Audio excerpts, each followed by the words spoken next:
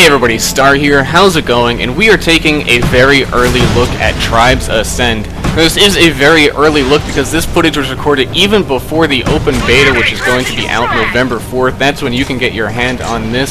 So everything is definitely subject to change, but despite that, I would like to let you guys know what this game is all about and why you should be excited about it. Before we get into some of the nitty-gritty details of this game, I think we can all agree that we'd rather see some gameplay first to know what this is all about. And what the Tribes series has always been all about is high-paced, fast-action, capture-the-flag gameplay, where you're not only fighting over the flag, but you are fighting over entire bases to make sure you have every advantage possible to get the flag when you need it. And once you have the flag, one of the most important things to remember is that you want to go fast, and Tribes is all about keeping your momentum. Even when you don't have a flag, momentum is the most important thing in Tribes. If you slow down for just a second, it is so hard to regain your mobility that someone is easily going to get on you and kill you. You have a jetpack to move around as well as skis to go down slopes, which increases your momentum by a ton. They are two very simple things, but definitely difficult to master, and mastering them is very rewarding. The better you are at skiing and jumping around the map, the better you will be at getting away with flags and also chasing down people who have stolen yours. I got away quite easy with that flag because of how much speed I had when I picked it up. It was a very quick grab, but this one's going to be a little bit different where I grab it, I'm not going nearly as fast as I need to be, and about half of their team is chasing me, leading to a very, very intense moment. And one of the best things about Tribes, in my opinion, is that the flag captures always are intense, and the game is actually built around the idea of capture the flag, where most games usually throw it on as an afterthought to say, hey, we could probably fit some capture the flag on this map, but that is not the case here, where the entire game is designed around that game type and it flows very well. Not only is mastering movement important and rewarding, but mastering the gunplay is twice as rewarding, where most of the best weapons in the game are one-shot explosives that take a lot of aim and getting used to learn how to use. You have to know the projectile speed, where it's going to land, and how to line it up perfectly to hit the target you want to kill, as I am desperately trying to return the flag to my base at the moment, and he is being defended by way too many people. So I'm trying to go through all of them to get that back. It is so satisfying when you finally get that perfect spin fuser shot on somebody. Maybe somebody captured the flag and they're moving really fast and you can't quite catch up to them, they're really far away, and you fire that Hail Mary shot and it connects with them. It is just the most rewarding feeling ever. Okay, maybe just for games only, because I can easily imagine maybe giving food to an orphan child who's starving to death would be a little bit more satisfying than killing somebody with a spin fuser, but I hope you get my point that it does take a long time to get used to the weapons, and it's very rewarding once you do. Being able to hit people consistently with a spin fuser makes you so much better at the game. It's so fun to do, but it does take a bit of practice. Spin fusers are very dominant weapons, but that is not all that is available to you.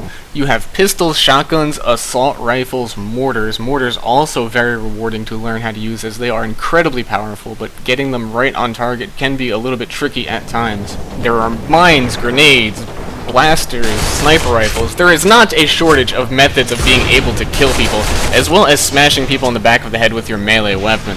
And for this clip we were actually inside the enemy's base, so it only seems appropriate to talk about bases. There are a bunch of things in here that are rather important, and it is not just a place that houses the flag and respawns.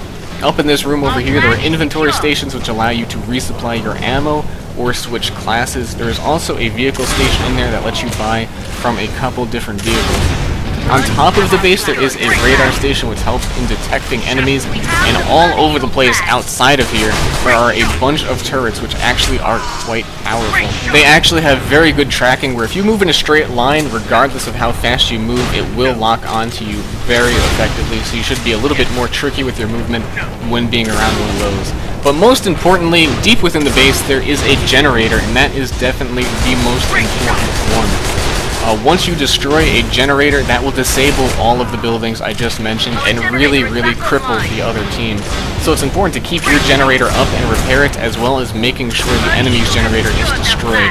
All of the buildings I just mentioned can be upgraded using your credits, which you can see at the top right corner of the screen.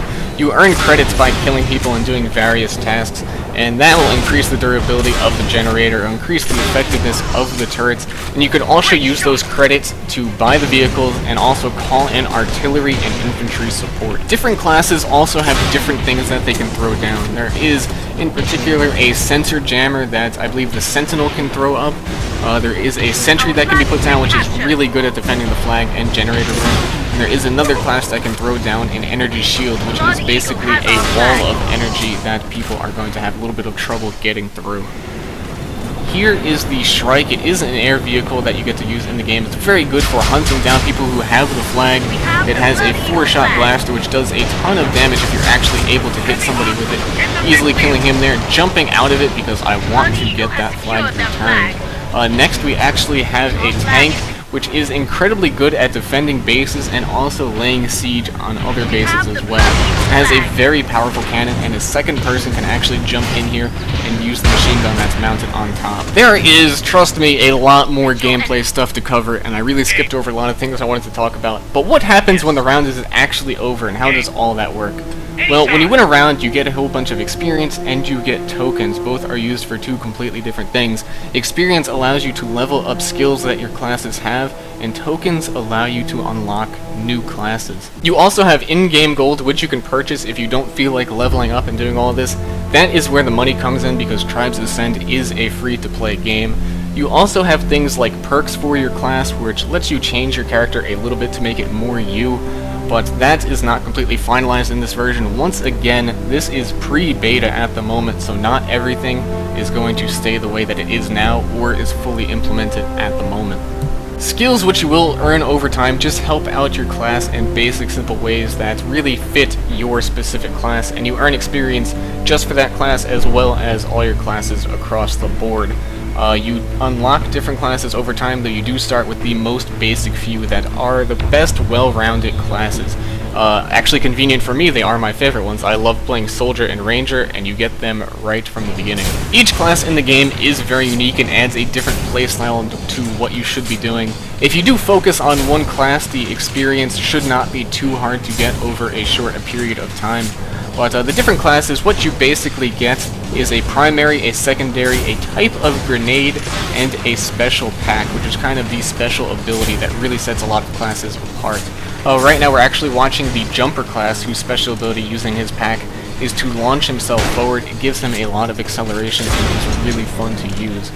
The Sniper class, for example, instead of a grenade, he actually does get a claymore, but for his pack at the moment has a sensor jammer, so he does not show up as easily on other people's radar. And I actually say the Sniper class because it's not quite clear what the class's name is in the alpha version that I've played.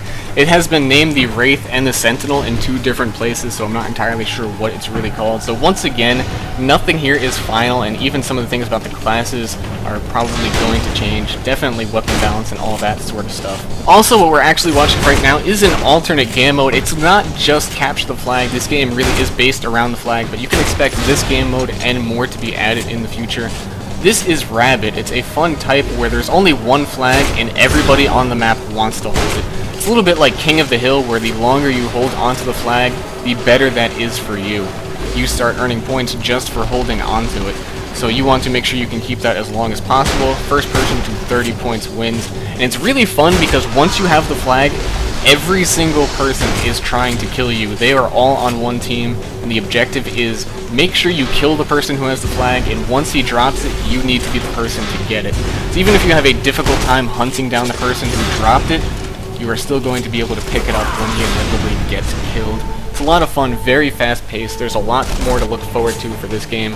I hope I've covered pretty much the basics on what you can look forward to, and I hope you can look forward to more of these videos on my channel, because I'm definitely going to be posting more as this game comes out. I hope you enjoyed this, and if you did, please subscribe to keep up with all of my Tribes videos, and press the like button on the video if you did enjoy it. It really helps me out. Anyway, I will catch you guys later. Peace out.